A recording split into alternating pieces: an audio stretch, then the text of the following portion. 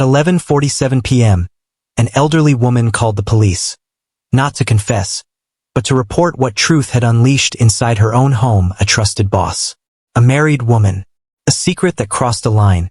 What began as quiet suspicion ended in blood, silence, and a locked door. The question investigators couldn't answer was simple. Did exposing the truth save anyone, or doom them all?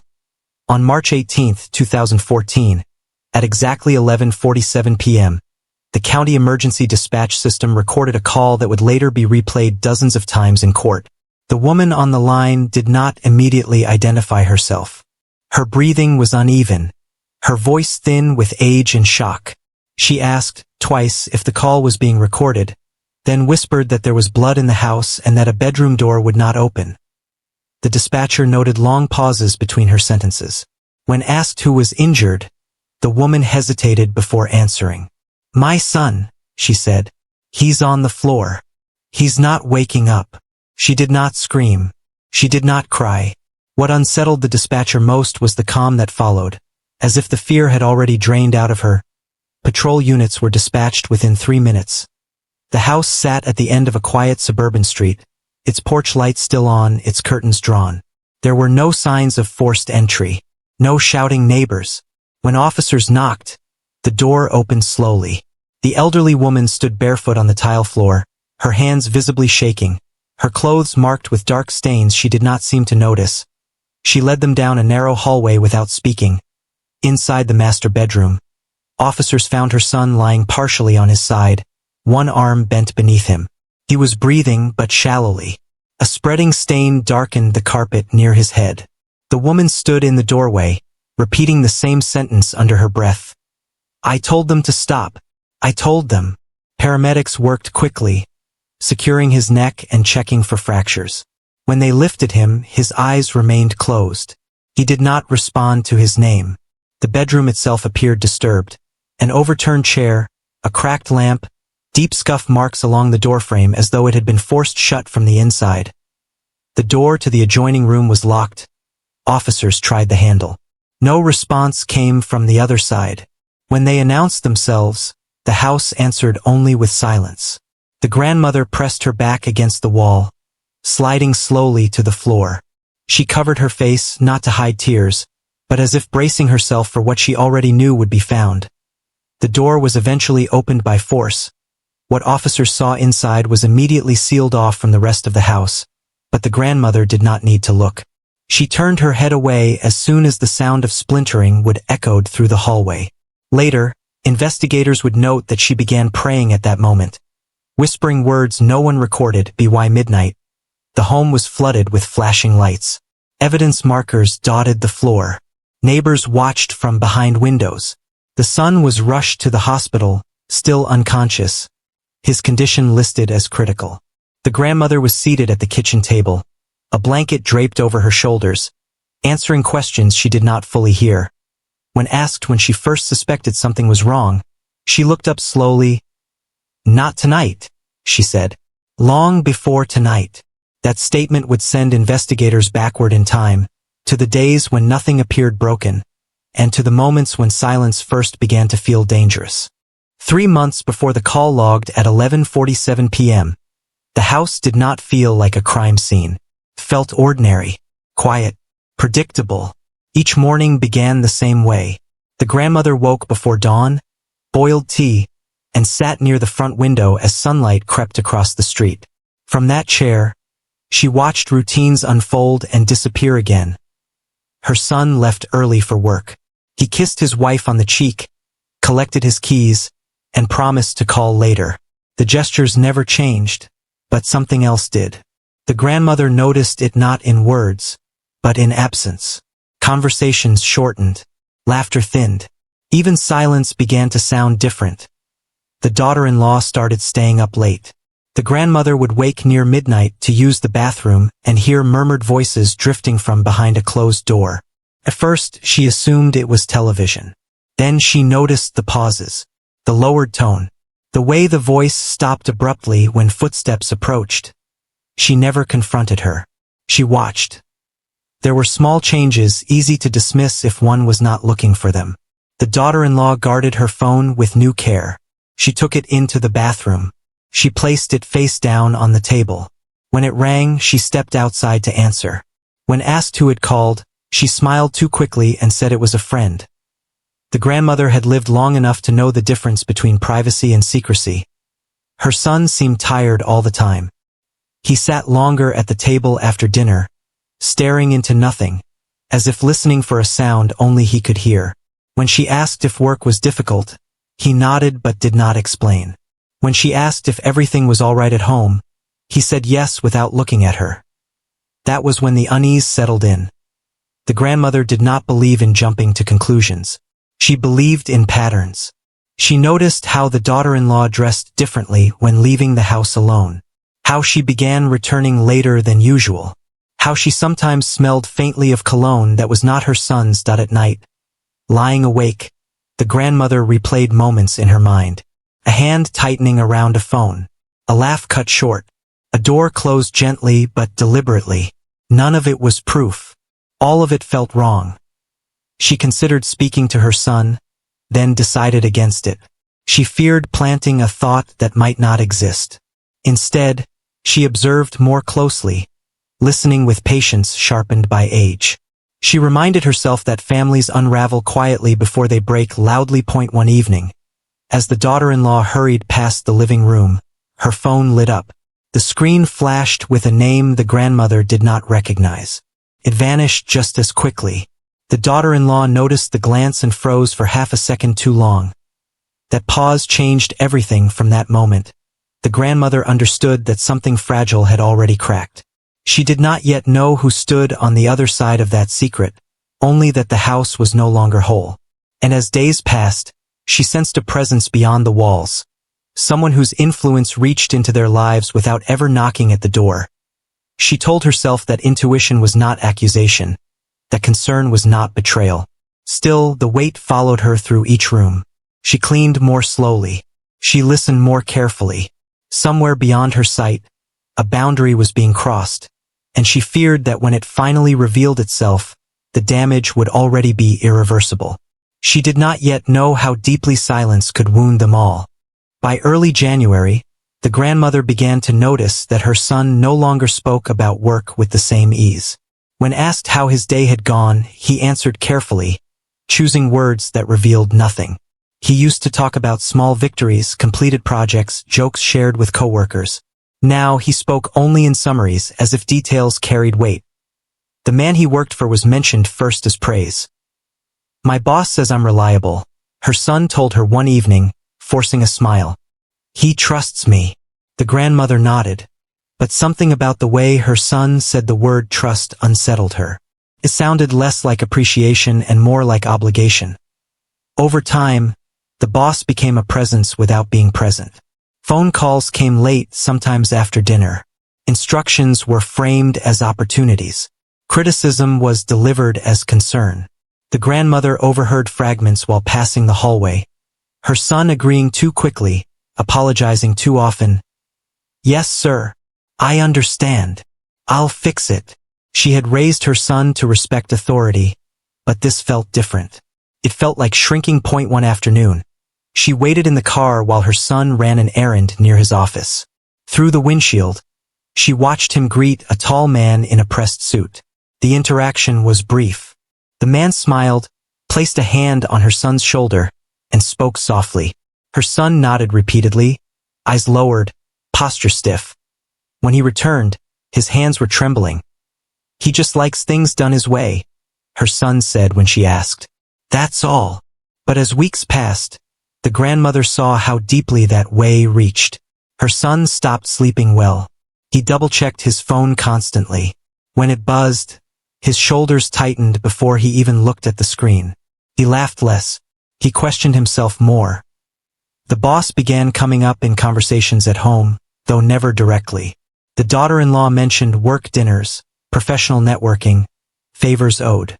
She spoke the man's name casually, as if familiarity had grown naturally. The grandmother noticed how her son fell silent when those conversations happened, retreating into himself. One night, the grandmother overheard an argument through the bedroom wall. Voices were low, controlled, but sharp.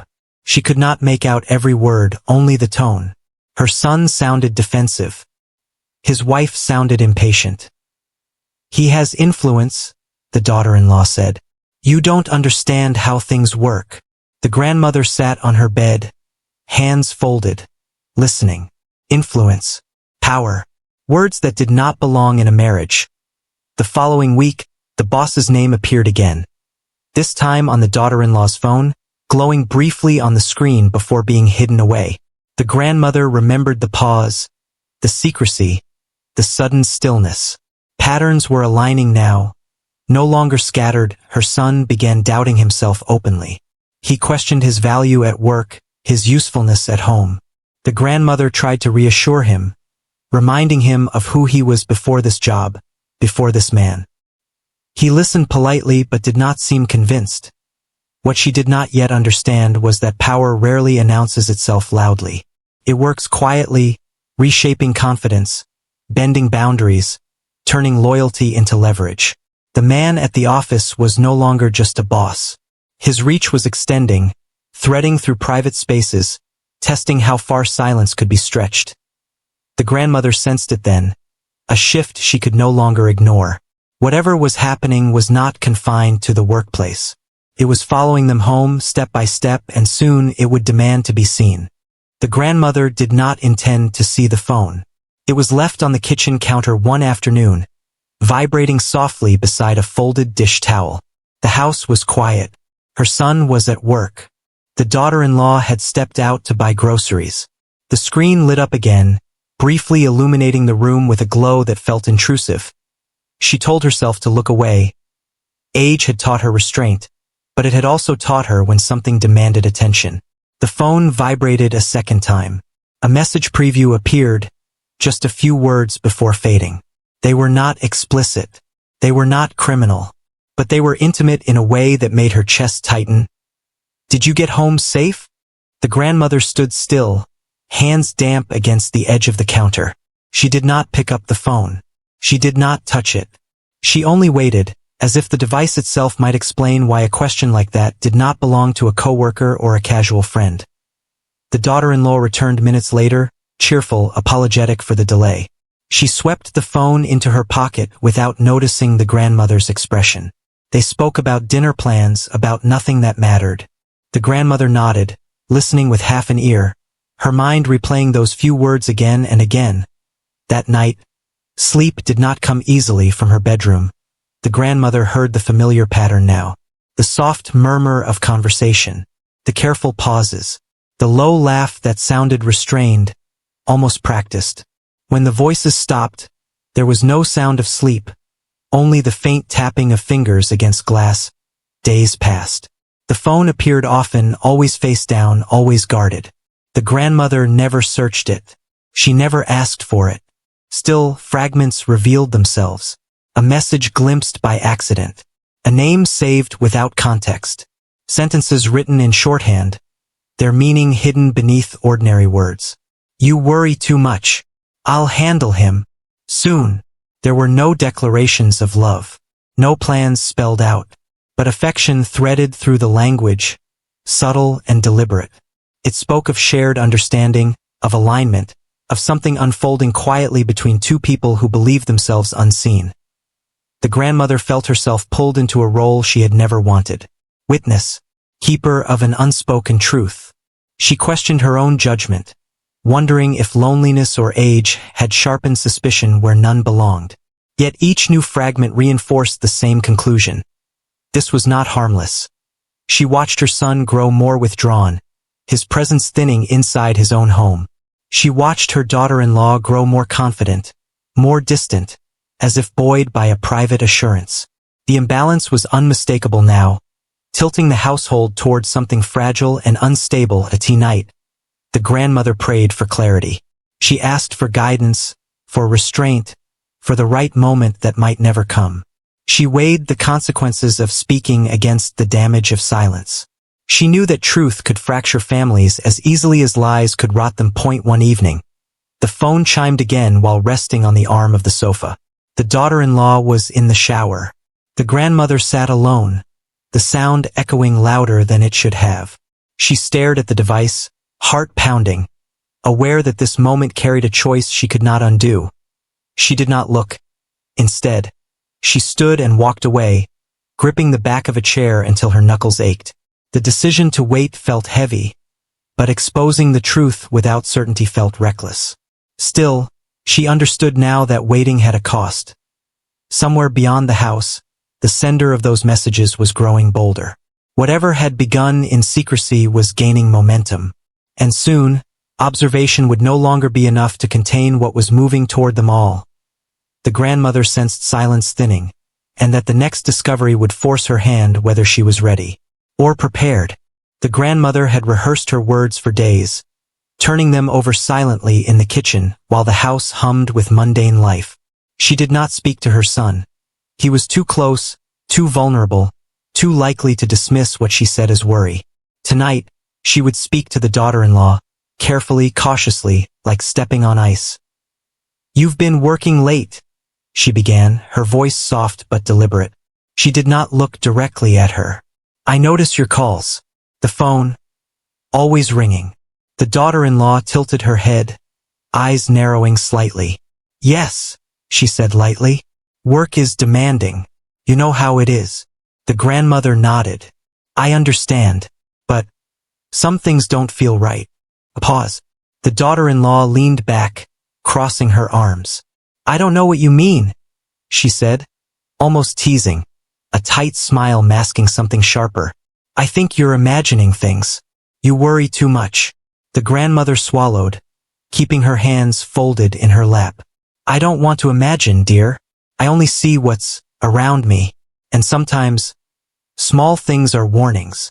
"Warnings?" the daughter-in-law repeated, voice tinged with amusement.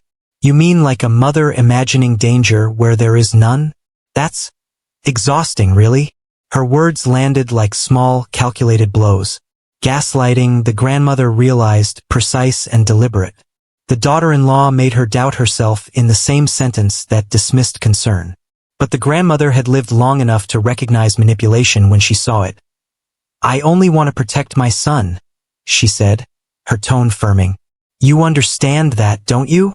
The daughter-in-law's smile widened, more practiced now, cold beneath the surface. "Of course, but sometimes protection isn't what's needed. Sometimes it's control. You don't want to suffocate him, do you?"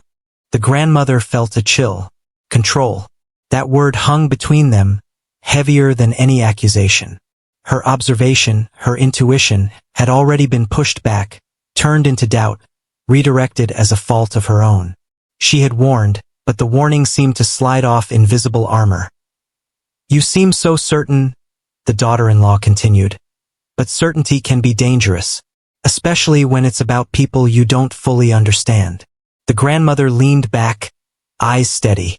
She realized then that this was no longer about casual secrecy or a harmless friendship. The daughter-in-law was capable of bending perception itself, of twisting words until guilt seemed like the grandmother's fault.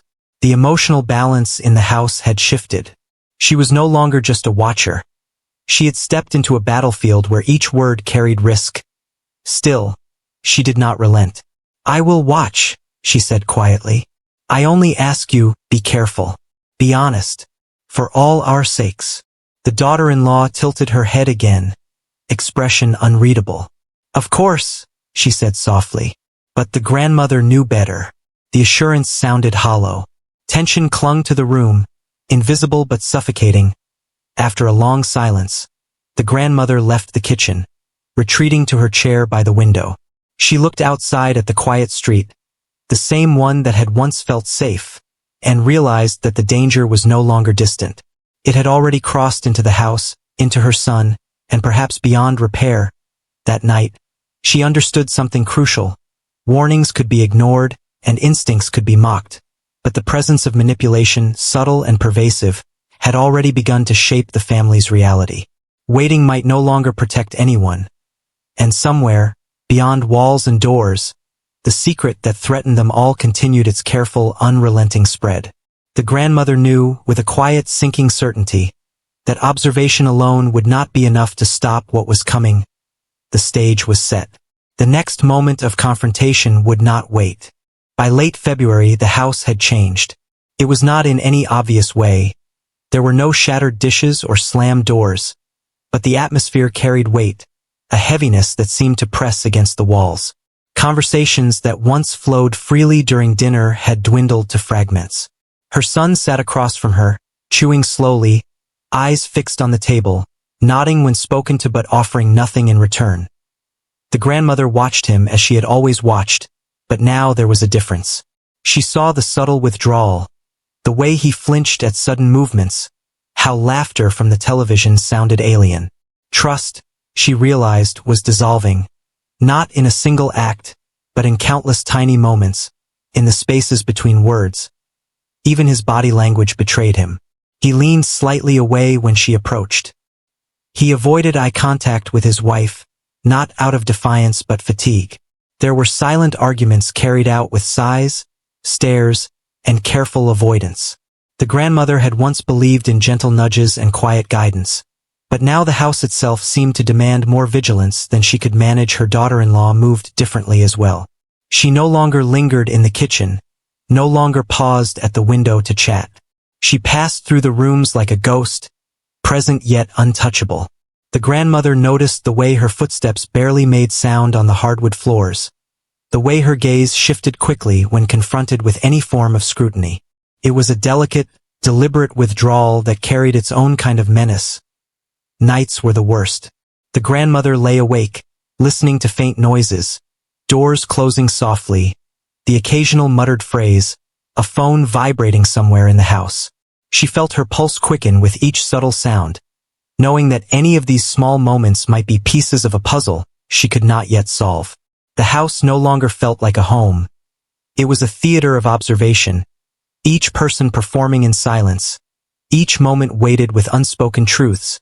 She tried to speak, gently, to her son. "How are you feeling today?" she would ask. He answered politely but vaguely, words stripped of meaning. She tried to speak to her daughter-in-law, offering neutral questions about work or errands, but even those attempts were met with deflection, tight smiles, and subtle redirection. Each attempt to pierce the quiet met resistance, as though the air itself were complicit in hiding the fractures. Meals grew shorter. Laughter was replaced with awkward pauses. She noticed the son occasionally rubbing his temples, a subtle tic that had not existed before, the way his shoulders slumped after a day of work, burdened by tensions she could not name aloud. The grandmother felt helpless, as if time itself were eroding her ability to intervene, eroding the emotional glue that had once held the family together. The psychological decay was not loud, but it was pervasive. It seeped into every corner of the home, the living room, the hallways, the bedroom doors that closed quietly but firmly. Betrayal, she realized, did not need to scream. It suffocated. It whispered. It spread silently, and by the time it revealed itself fully, the damage was complete. By the end of one particularly long evening, the grandmother sat alone by the window, tea cooling beside her. She looked out at the quiet street, the familiar shapes of neighboring houses blurred by shadows. She understood now that the fractures inside the home were deepening daily, each silence a widening crack. Her son's eyes no longer reflected confidence, her daughter-in-law's smile no longer conveyed warmth, and the house itself had become a stage for quiet, relentless erosion. She pressed her hands together and closed her eyes, realizing that observation alone was no longer enough. The next steps would require courage, confrontation, and clarity. But courage carried risk, and clarity might bring consequences she could not yet foresee. And somewhere, behind locked doors and whispered words, the secret that had begun with subtle messages and late-night calls was growing stronger, preparing to demand the attention that silence could no longer hold. The grandmother knew that the moment of reckoning was approaching. The night began like many others, with the house enveloped in an uneasy quiet. The grandmother moved through the kitchen, her hands shaking slightly as she washed dishes, the hum of the refrigerator filling spaces where conversation no longer lived. Her son had arrived home hours earlier, slouched in the living room chair, eyes distant, phone untouched for once. She sensed tension, an almost tangible pressure that seemed to thrum through the walls. Then, Around 9:15 p.m., the unexpected arrived. The sound of a car in the driveway made her freeze mid-motion. Footsteps on the front porch were brisk, purposeful. She glanced through the window and recognized the figure instantly. The man whose influence had begun to seep into every corner of their lives. Her son's boss. He did not knock. He did not wait. He let himself in, a key used silently, deliberately. The grandmother's heart quickened. She considered calling her son, but instinct told her to wait, to observe. From the kitchen doorway, she could see him stride through the hall toward the bedrooms.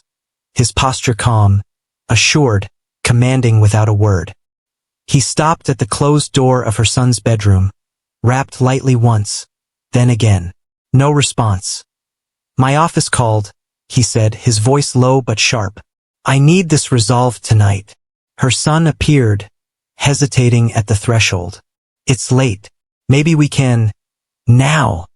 The boss interrupted, firm, unyielding. "No delays." The daughter-in-law emerged then, her expression unreadable. The grandmother saw the small exchange in silence, noting every shift, every micro-expression. The quick flash of panic in her son's eyes, the subtle, controlling calm in the boss's stance, the daughter-in-law's almost imperceptible smirk, before she could intervene. The boss pushed the door closed behind him, and the latch clicked. The grandmother's stomach dropped. Her son followed hesitantly, and the daughter-in-law lingered in the hallway. Watching, silent, calculating voices rose behind the closed door, urgent and clipped. She could hear only fragments. "You promised," her son shouted, voice cracking. "I am not responsible for your choices," the boss replied smoothly, each word weighted with authority. "You don't own this house." Her son's tone escalated, anger and fear colliding. "Don't test me," came the measured, dangerous response, and then the faint sound of a struggle, a shove, a muffled thump. The grandmother's hands clenched at her sides. Her breath came shallow and fast. She pressed herself against the wall, wishing she could vanish, wishing she could somehow erase what she knew was about to happen. The argument escalated in bursts, loud enough to rattle the doorframe. Furniture scraping against walls, hurried steps, a door slammed from inside. She did not move. She did not call out. She only listened, frozen, heart hammering, aware that intervention might be too late. Then, a sudden impact, blunt, violent, singular. The sound echoed through the hall, a chilling punctuation to the rising tension. Silence followed immediately after, abrupt, suffocating, as if the house itself was holding its breath. The grandmother pressed her palm to her mouth, her knuckles white, the faint smell of iron reaching her senses before she fully realized it. Seconds stretched into eternity. She dared not move. She felt every heartbeat, every shallow breath of the people inside, though she could see nothing. Time seemed to distort. The quiet outside the room became deafening, each second amplified by fear. Finally, she reached the door and tried to turn the handle, but it was locked tight. She pounded gently at first, then harder, calling her son's name, but only silence answered. Her mind raced, cataloging the possibilities, the consequences. She remembered the subtle manipulations, the late-night messages, the power that had crept into their home, now realized in raw, violent form. When the sound of splintering would rang out, she instinctively recoiled. She did not look, did not try to intervene. She only pressed herself against the wall, aware that whatever had just happened had changed everything. Whatever lay beyond that door was beyond her control. The daughter-in-law remained in the hallway, her expression still unreadable, yet her posture betrayed a subtle tension, a quiet satisfaction, perhaps, or a fear equally cold. The grandmother realized then that the moment of violence was not just a reaction, but a culmination. Power, secrecy, and manipulation had collided in a way that would not be undone. And as the final echoes faded, leaving the house hollow, the grandmother understood the terrible truth. The door was not just locked to keep them in. It was locked to seal what had already been set into motion, a chain of events that would soon demand witnesses, confessions, and consequences. The night had changed everything, and there was no turning back. By the time emergency services forced the bedroom door open, the scene was stark, immediate, and suffused with horror. The boss lay on the carpet, a deep, crimson stain spreading beneath his head. His body was still rigid in ways that spoke of finality. The daughter-in-law was slumped against the far wall, clutching her arm, which bore jagged cuts and bruises that told of a struggle. Her breathing was shallow but alive, each inhale punctuated by pain. Her son remained on the floor, unconscious, limbs twisted awkwardly, chest rising and falling in uneven rhythm. Paramedics worked quickly, checking pulse, airway, and circulation. They murmured to one another in clipped tones, cataloging injuries and prioritizing life over property, human over procedural. Police arrived shortly after, cameras clicking, notebooks opening. Each movement was methodical, precise. Evidence markers were placed beside fragments of broken furniture, shattered lamp pieces, and smears of blood across the doorframe. They photographed angles from multiple perspectives, ensuring that nothing would be left to interpretation. The grandmother watched silently, standing in the hallway, a blanket draped over her shoulders, gripping her hands together until the knuckles whitened. Detectives questioned the room as if it could speak. Footprints traced across tile and carpet, impressions of hands on door edges, the arcs of furniture thrown in sudden panic.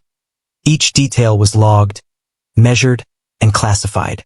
Yet, despite the clinical precision, the grandmother experienced only the chaos of memory. She remembered the muffled shouts, the sudden impact, the terrifying stillness.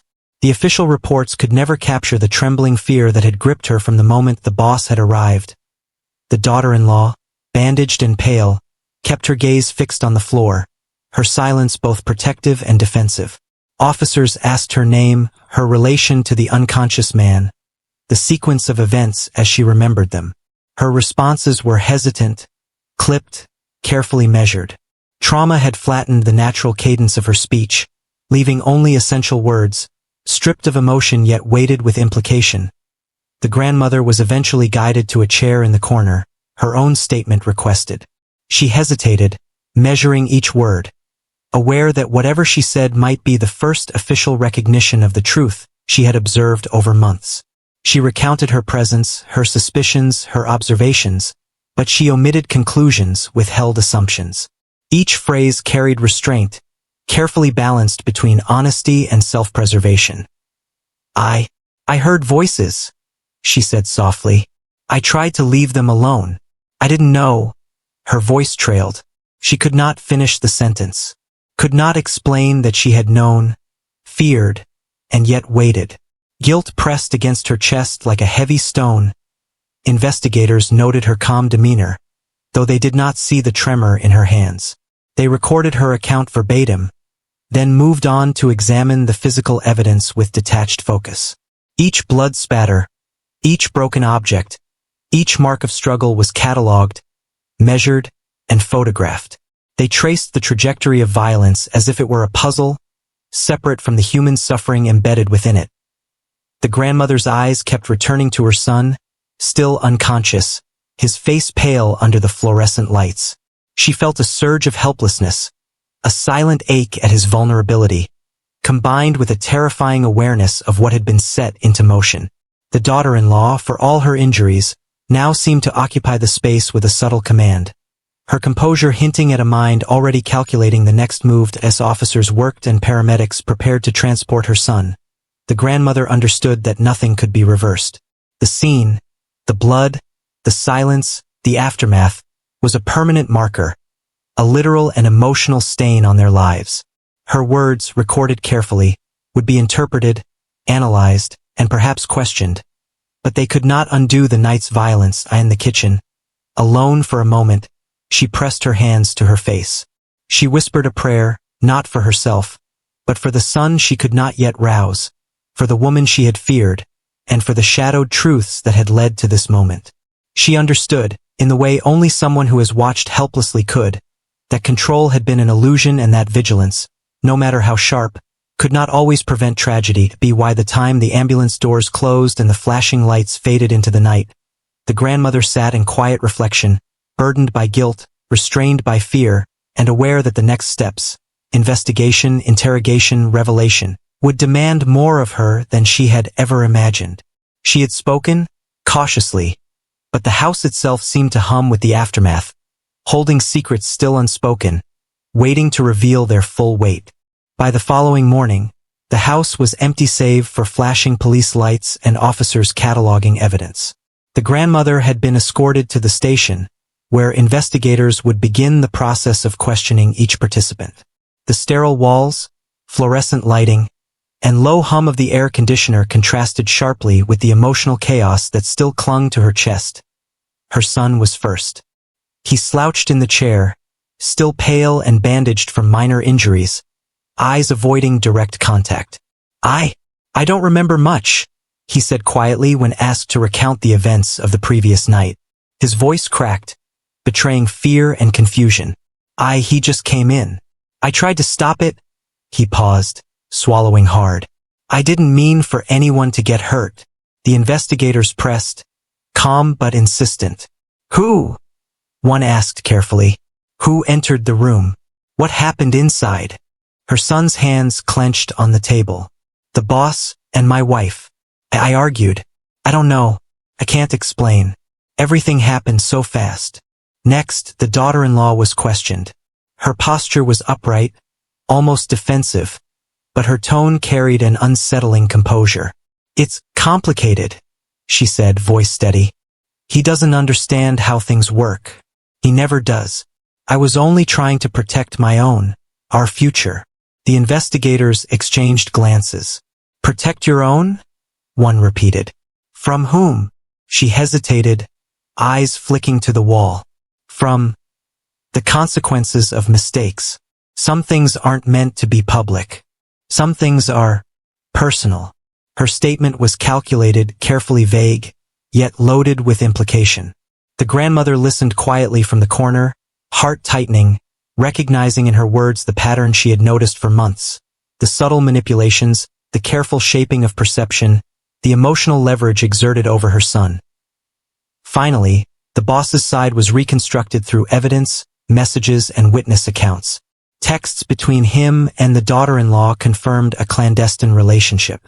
Late-night calls, secret meetings, and coded messages illustrated a web of influence and desire, previously hidden behind polite facades. The affair was officially confirmed, coldly, clinically, in black and white. "Why?"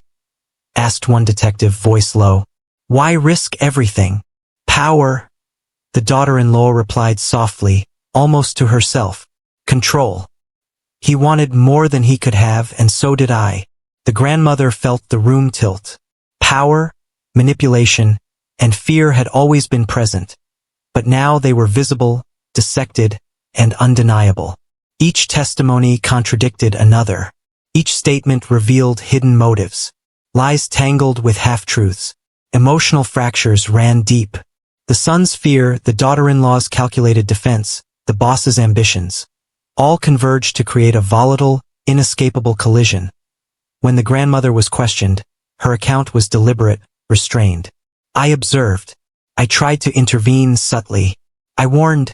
I thought I was careful. I did not expect this. I did not foresee how far it would go." Her words were weighed carefully. She left out suspicions not yet provable, observations too personal, details that could implicate herself. She had spoken enough to help investigators reconstruct the sequence, yet not so much as to admit culpability.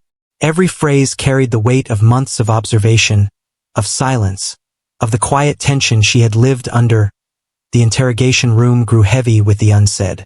Investigators cataloged contradictions, lining statements against physical evidence, tracking motives, and dissecting emotional cues. Each lie, each omission, was a thread in a tangled web that stretched across the household, connecting power, desire, fear, and manipulation in ways that were impossible to separate cleanly. By the end of the day, a pattern had emerged. The affair was undeniable. The dynamic that had quietly undermined the family was exposed.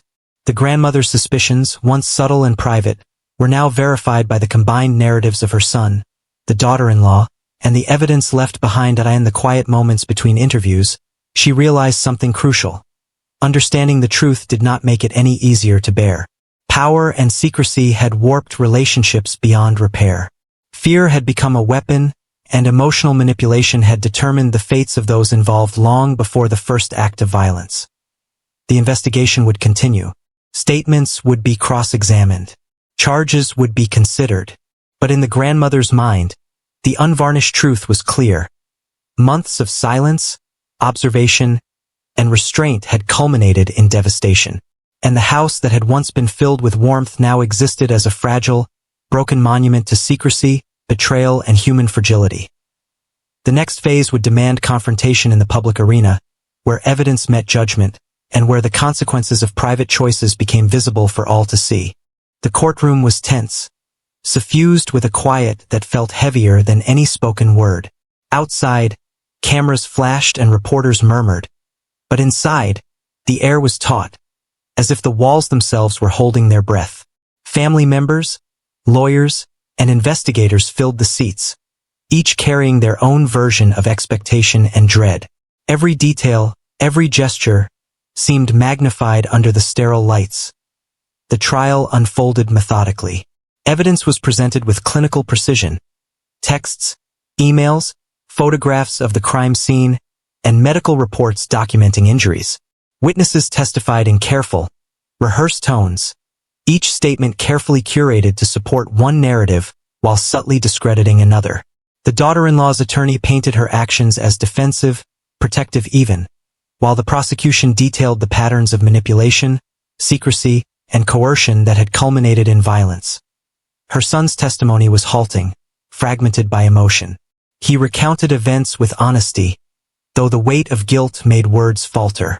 His voice cracked when describing the night of the confrontation, the sudden impact, the moments of helplessness before authorities arrived. The courtroom was silent, the only sound the occasional scratch of a pen or rustle of paper as attorneys reviewed notes. Finally, it was the grandmother's turn. She was led to the stand, her blanket removed, her posture erect despite exhaustion. The courtroom felt larger than life, every eye and camera trained on her. She inhaled slowly, measuring each word before she spoke. "I have watched," she began softly, voice steady. "For months, I observed small changes, signs that something was wrong. I hesitated. I waited. I hoped that silence would protect my son. But silence is not protection. Silence is complicity." She described the subtle shifts in behavior, the late-night calls, the hidden messages, the unspoken agreements that reshaped her family. She spoke of restraint, of the difficult decisions to observe rather than confront, and of the weight of knowing something dangerous was unfolding in her own home. Her words were precise, deliberate, and laden with moral clarity. She recounted the night of the confrontation with restrained emotion, allowing the court to understand the inevitability that had led to tragedy. "I could not stop it," she whispered. "I could only witness. And what I witnessed destroyed more than a single life. It fractured trust, hope, and love in ways that cannot be mended." Questions from the attorneys were clinical, probing, but the grandmother's answers remained measured. She did not accuse indiscriminately, did not embellish, did not plead. She presented facts, perception, and truth as she had lived it, leaving interpretation to the jury. When deliberations concluded, the verdict was read. Justice, cold and exacting, was served. The daughter-in-law was found guilty of charges related to the assault and manipulation that had precipitated the fatal confrontation. The son was cleared of intentional wrongdoing, deemed a victim of circumstance and coercion. The boss's estate was awarded damages, though monetary compensation could not reverse the irreversible. Silence filled the courtroom afterward. Relief mingled with grief. The grandmother's eyes swept over the room, noting the empty chairs, the broken expressions, the subtle tremors of relief that came too late. Justice, she realized, had been delivered, but it offered no comfort. Every survivor had lost something permanent. Innocence, security, trust, the simple peace of a home once familiar. Outside, reporters awaited statements, cameras rolling, but the grandmother said nothing. She understood that words now could not mend what had been torn apart. The trial had ended, the truth exposed, and yet the echoes of betrayal lingered, inscribed into every memory of the night when silence had failed. She returned home later that evening, the house quiet and hollow. Rooms seemed larger now, emptier, shadows longer than they had been before. She understood, with a clarity born of sorrow, that the verdict had solved a legal question, but it could not restore the lives fractured by trust betrayed, secrecy maintained, and the consequences of waiting too long to act. The cost of knowing the truth and failing to prevent tragedy was permanent. And in that realization, the grandmother sat in the darkened living room, aware that some lessons could only be learned through loss, and some wounds would never fully heal. Years had passed since the events that shattered the house at the end of the quiet suburban street. The case file was closed, neatly stacked in the evidence room, cataloged and labeled for future reference, but its pages carried more than facts. They contained echoes of lives fractured, choices weighed, and consequences that could never be undone. The grandmother sat in her living room one late afternoon, the soft light filtering through curtains, casting long shadows across the familiar furniture. Her hands rested on the armrests of her chair, knuckles faintly white, her gaze distant. She thought back to the night the door had been locked, to the sudden impact, to the silence that had followed. Every memory was sharp, every detail alive, as if time had preserved the terror, the hesitation, and the inevitability in crystalline clarity. She recalled the months of observation before that night, the subtle signs she had noted but hesitated to confront. The late-night calls, the guarded smiles, the hidden messages. All of them had been warnings. She had watched quietly, hoping her restraint would protect her son, believing she could manage the situation without intervention. She had been wrong. Power, she realized, could infect intimacy without warning. The boss's dominance over her son had extended beyond the office, threading into the home, shaping behavior, fostering doubt, and eroding trust. The daughter-in-law's calculated manipulation had deepened the fracture, making restraint deadly. Silence had become complicity, and the consequences were irreversible. The grandmother thought of her son, now grown, cautious, carrying the weight of guilt even though the law had absolved him. She thought of the daughter-in-law, serving time, her ambition and secrecy punished, yet leaving scars on everyone involved. She thought of herself, burdened with knowledge, haunted by the question of whether earlier action could have prevented the night's violence. The lesson was clear. Secrets rot families from the inside. Deception, when left unchallenged, spreads quietly, slowly corroding bonds that once seemed unbreakable. Power, when wielded without conscience, transforms relationships into arenas of control and fear. And delayed truth, even when discovered with careful observation, can arrive too late to protect those it touches. She pressed her hands together, her voice low and deliberate. Vigilance, she whispered. Responsibility, moral courage. These are the only safeguards against irreversible loss. The house was quiet now, almost peaceful, but it carried the weight of memory. The grandmother walked slowly from room to room, noting the faint imprints of the past, the marks on the carpet, the slight scuffs on the walls, the shadows where moments of silence had festered. Each detail was a reminder that the cost of knowing, and failing to act decisively, was permanent. Sitting once more by the window, she looked at the street beyond, watching the sunlight shift across familiar homes. She understood, fully, that life would continue, but that some nights, some decisions, and some silences left a mark that could never fade. She had survived. Her family had survived, in part. But the price of knowing and of waiting would remain with her always.